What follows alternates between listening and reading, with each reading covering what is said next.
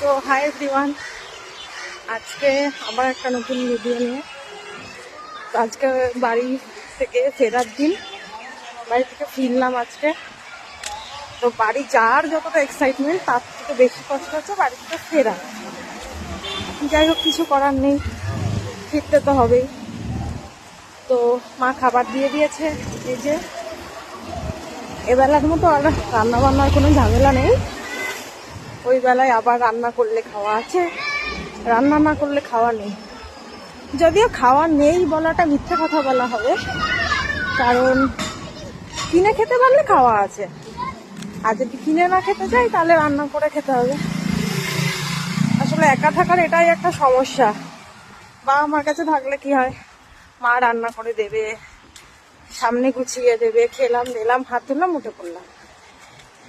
এখানে রান্না করতে হবে, তারপরে খেতে হবে। ওই জন্য বললাম রান্না করলে খাওয়া আছে, রান্না করলে খাওয়া নেই।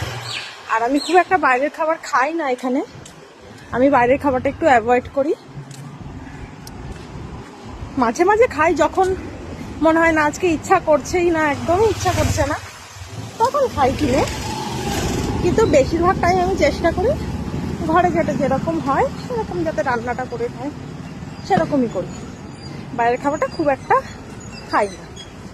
তো যাই হোক, আজকের মতো এইটুকুই। এখন যাচ্ছি কর্মক্ষেত্রে, আবার সময় পেলে আবার নতুন একটা সেশন নিয়ে দেখা হবে। তো টাটা।